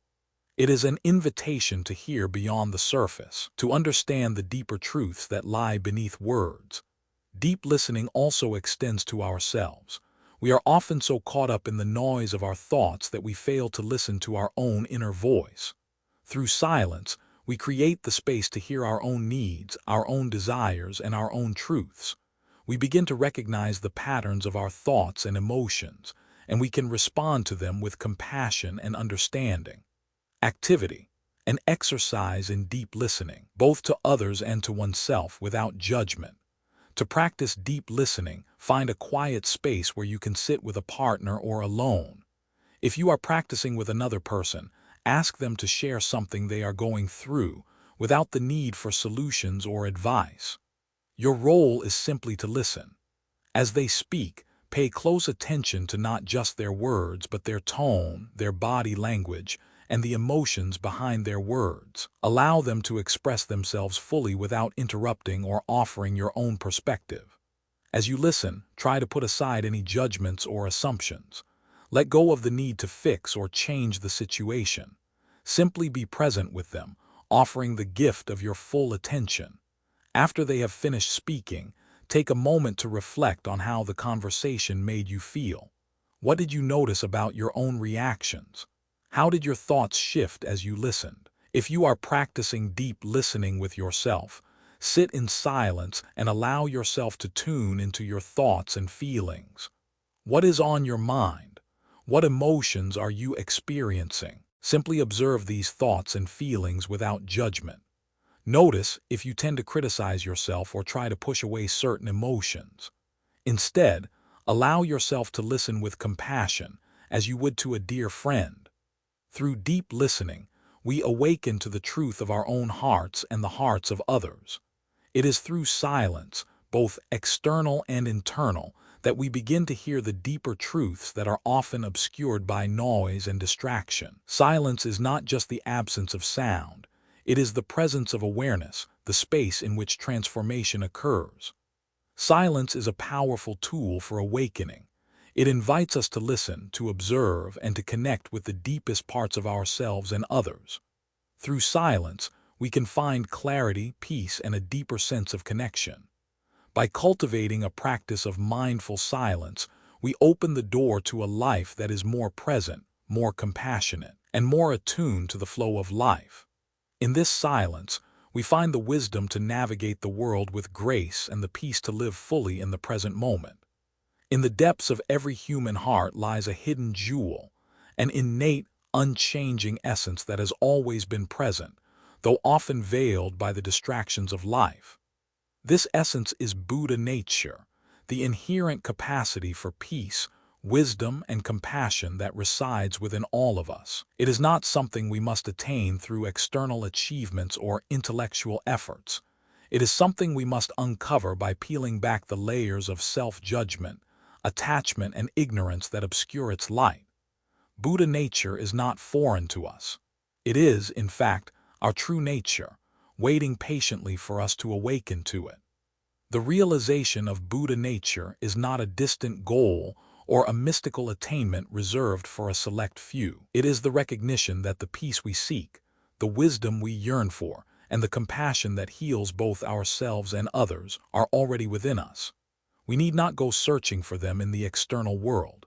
We need only look inward, connect with the essence of who we truly are, and allow that essence to guide our thoughts, our actions, and our relationships.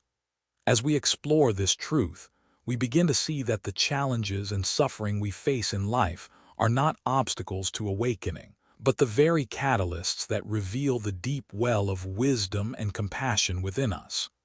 Every difficult moment, every trial, and every moment of struggle is an opportunity to uncover more of our true nature. The journey to discovering Buddha nature is not about escaping the world or seeking perfection.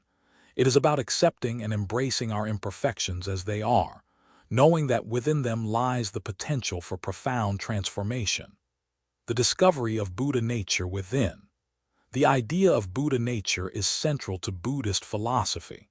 It suggests that all beings have an innate potential for enlightenment, for living in peace, wisdom, and compassion. Buddha nature is often described as the pure, luminous nature of the mind, untouched by the distortions of greed, hatred, and ignorance.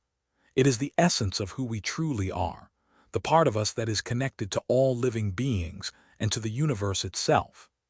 This understanding is transformative because it shifts the way we view ourselves and the world. Rather than seeing ourselves as inherently flawed or separate from others, we begin to recognize that we are, at our core, beings of light, capable of great love, wisdom, and peace. The Buddha nature is already within us. It is not something we need to strive for, but something we must uncover. In many ways, this discovery is like finding a precious gem that has been buried under layers of dirt and stone. The gem was always there, but we couldn't see it because it was hidden beneath the surface. When we peel away the layers of attachment, fear, and misunderstanding, we begin to uncover the brilliance of our true nature. This discovery is not an intellectual understanding, but a direct experience, a shift in perception that reveals the deep peace and wisdom that already reside within us. New insight. Buddha nature is not something to be attained, but something to be uncovered. One of the most important insights of Buddhist teachings is that Buddha nature is not something we must attain or acquire. It is not a goal to be achieved through effort or striving. It is already within us, inherent in our very being. The challenge, then, is not to become something we are not, but to uncover what has always been there. This insight is both liberating and humbling. We often spend our lives trying to attain something: success, happiness, validation, or enlightenment. We search for peace in external things, believing that if we can only achieve or acquire the right things, we will finally be content. But Buddha nature teaches us that peace is not something to be found outside of ourselves. It is within us, always has been, and always will be. The journey to awakening is not a path of acquisition, but a path of discovery. As we uncover our Buddha nature, we begin to recognize that the qualities we seek, peace, wisdom, and compassion, are not things we need to gain. They are qualities that arise naturally when we let go of our attachments, judgments, and fears. Buddha nature is not a distant ideal, but the most intimate part of our being, the part that is always present, even in our moments of suffering and confusion. Emotional depth. Reflecting on how life's challenges help uncover this inner wisdom. Life's challenges often seem like obstacles standing in the way of our happiness and peace. We struggle with illness, loss, disappointment, and uncertainty, and in those moments, it is easy to feel disconnected from our true nature. But if we look more closely, we can see that it is often these very challenges that serve as the catalyst for uncovering our Buddha nature. When we face hardship, we are often forced to confront our limitations, our attachments, and our fears. These are the very things that block the full expression of our true nature. In the face of suffering, we have a choice. We can either react with frustration, resistance, and self-pity, or we can allow the experience to open us up, to soften our hearts, and to deepen our understanding. There have been many times in my own life when I felt lost, uncertain, or overwhelmed by the weight of my circumstances. But in those moments, I found that when I stopped resisting the pain, when I stopped trying to control the situation, and simply allowed myself to feel, I uncovered a deep reservoir of peace and clarity that had always been there, just beneath the surface. This is the power of Buddha nature. It is not something that is only accessible in moments of joy or peace. It is available to us in every moment, especially in the moments when we feel the most vulnerable or uncertain. Life's challenges, when approached with the right mindset, become opportunities to uncover the wisdom and compassion that reside within us. Each difficulty we face is a chance to return to our true nature, to reconnect with the deep well of peace that is always available to us. Practical advice. Meditation techniques to connect with your true nature. The most powerful tool for uncovering Buddha nature is meditation. Through meditation, we can quiet the mind, let go of distractions, and create the space for our true nature to reveal itself.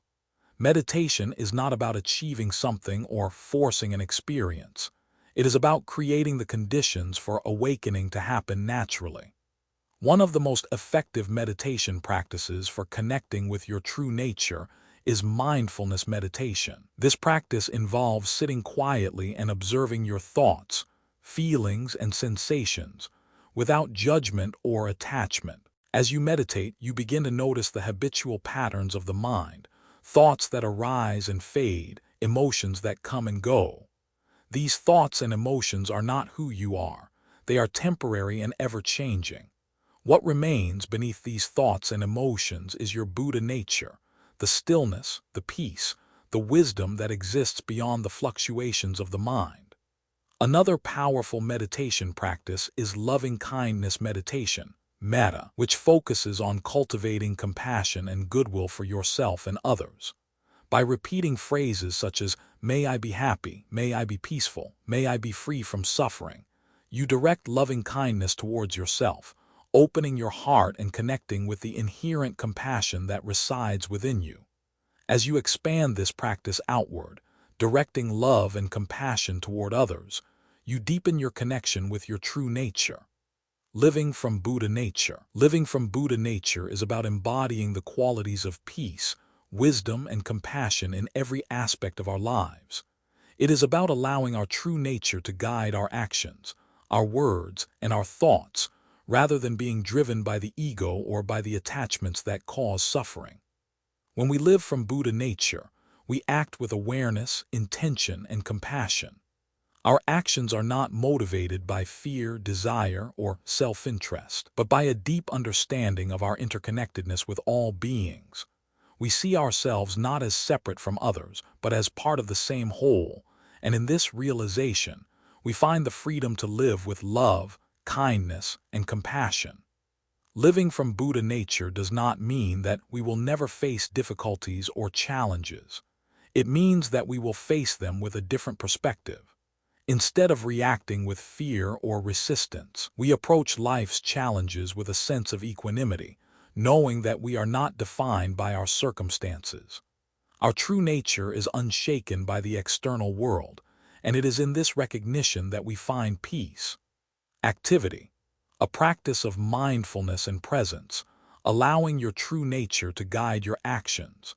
To live from your Buddha nature, it is important to cultivate mindfulness and presence in every moment. One of the simplest ways to do this is through a daily mindfulness practice. Begin by setting aside a few minutes each day to sit quietly and observe your thoughts, feelings, and sensations without judgment. Allow yourself to simply be present with whatever arises, knowing that you are not your thoughts, your emotions, or your circumstances. As you go about your day, practice bringing mindfulness into each moment. Whether you are eating, walking, or talking with someone, bring your full attention to the present moment. Notice how your body feels, how your breath moves, and how your mind responds to the situations around you. When you are fully present, you allow your true nature to guide your actions. You are no longer driven by unconscious habits or reactions, but by the awareness of who you truly are. Another powerful way to embody your Buddha nature is through acts of kindness and compassion. Every moment is an opportunity to practice loving kindness, whether it is through a simple smile, a kind word, or an act of service. When you act from a place of compassion, you allow your true nature to shine through, and you contribute to the well-being of others. Buddha nature is not something we attain, it is something we uncover. It is the essence of who we are, the part of us that is always peaceful, always wise, and always compassionate. Through meditation, mindfulness, and compassionate action, we can begin to live from this true nature, allowing it to guide our thoughts, words, and actions. As we awaken to Buddha nature, we find that peace is not something we need to search for. It is already within us, waiting to be discovered. The journey we've embarked on throughout these teachings has led us to an understanding that is both liberating and deeply profound. We've explored the heart of Buddhist wisdom, delving into the very essence of who we are and how we navigate through this complex, often chaotic world. Through examining concepts like impermanence, suffering, craving, non-self, and compassion, we've unlocked the hidden wisdom that lies within us all, waiting to be discovered. Now, as we look back, we realize that the path to peace, wisdom, and liberation isn't some far-off destination, but a journey we begin right here, right now. We began by recognizing that life is a constant flow, a river that never remains the same, always moving, always changing. And just like the river, our journey must flow with the natural rhythm of life. Whether we seek to control it or surrender to it, life will continue to unfold, and our peace lies not in our ability to control it, but in our ability to align ourselves with the flow, accepting its natural course. Through embracing impermanence, we discovered the beauty of change, not as something to fear or resist, but as an opportunity for growth. Every moment of change, whether joyful or painful, is a stepping stone to greater wisdom and understanding. We saw how the very suffering we encounter can become the catalyst for awakening, helping us uncover the peace, love, and wisdom within. Through the middle way, we learned that balance is key, not in perfection, but in the acceptance of both the light and the dark, the pleasure and the pain, the joy and the sorrow. It is in this balance that we find true harmony with ourselves and the world around us. As we journey deeper, we learn the power of silence and stillness, how in the quiet of our minds we can connect with our deepest essence, our Buddha nature. Through silence, we discovered not only peace but also profound clarity, an inner wisdom that guides us when we stop seeking answers outside ourselves and begin listening to the quiet, still voice within. This is where we uncover our true nature, the part of us that is always at peace, always wise, always compassionate. But perhaps the most powerful lesson came when we explored compassion. Through compassion, we break free from the cycle of suffering.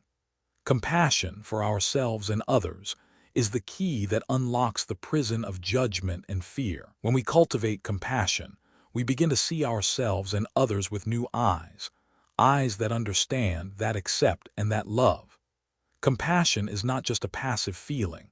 It is an active force, a transformative energy that can heal the deepest wounds, both in ourselves and in the world. Through the teachings we've uncovered, we've come to understand that awakening is not a distant goal or an unreachable ideal. It is a process that unfolds within us as we release the attachments, beliefs, and judgments that bind us. It is not about becoming something we are not, but about uncovering the truth of who we've always been. It is about shedding the layers of illusion and discovering the radiant, peaceful, compassionate nature that lies at the core of our being. And with each step along the path, we learn to embrace the present moment with more clarity, more peace, and more love. The profound lessons we can apply to our lives. As we reflect on this journey and the wisdom we've gathered, it becomes clear that these teachings are not just philosophical ideas or spiritual concepts. They are practical, actionable insights that can transform how we live, how we interact with the world, and how we experience our daily lives. The principles of impermanence, non-self, mindfulness, and compassion are not abstract ideals to strive for. They are tools that we can use every day to create a life of peace, balance, and fulfillment. Embrace impermanence. The first lesson we can apply is the understanding that change is inevitable, and impermanence is the nature of all things. Rather than resisting change, we can learn to embrace it. By accepting the ebb and flow of life, we can reduce the anxiety that comes from trying to control things that are beyond our control. Life is in a constant state of change, and when we stop fearing it, we open ourselves to new possibilities. Whether it's a change in our career, relationships, or personal growth, we can learn to flow with life, trusting that each change carries an opportunity for growth. Let go of attachment. The second lesson is about letting go of attachment. We often hold on tightly to the things, people, or identities we think define us. But attachment to external things only leads to suffering, as they are all impermanent. When we let go of our attachment to outcomes, expectations, and the need to control, we free ourselves from suffering. We learn to live more fully in the present moment, appreciating what we have without clinging to it. Cultivate compassion. Compassion is one of the most transformative forces in the world. By cultivating compassion for ourselves and others, we break free from the cycle of judgment and suffering. Compassion allows us to see ourselves and others with more kindness, more understanding, and more love. It helps us to heal our wounds and connect deeply with others. By practicing compassion daily, we can transform not only our own lives but the lives of those around us. Practice mindfulness. Mindfulness is the key to living fully in the present moment. When we practice mindfulness, We stop living on autopilot and begin to engage with life more consciously. We become more aware of our thoughts, emotions, and actions, and we can choose to respond with greater awareness and clarity. Mindfulness helps us to connect with our true nature, our inner peace, and our wisdom. Live from Buddha nature. Ultimately, all of these teachings point to one truth. We are not separate from the world or from each other. We are all interconnected, and within each of us lies the potential for great peace, wisdom, and compassion. By living from our Buddha nature, we can embody these qualities in our daily lives. We can approach every moment with presence, compassion, and awareness, and we can bring peace into the world by embodying the peace that resides within us. How to apply these teachings in your life today? The teachings we've discussed are not meant to be kept on a shelf or viewed as theoretical ideas. They are meant to be lived. To apply these lessons in your life, start by looking at the areas where you are struggling with control, attachment, or suffering. Are you holding on to something that is causing you pain? Are you trying to control things that are beyond your control? Are you resisting change or living in fear of the future? These are the areas where you can begin to apply the principles of impermanence, non-attachment, and mindfulness. Start by practicing mindfulness in small moments throughout your day. When you feel overwhelmed or stressed, take a deep breath and bring your awareness to the present moment.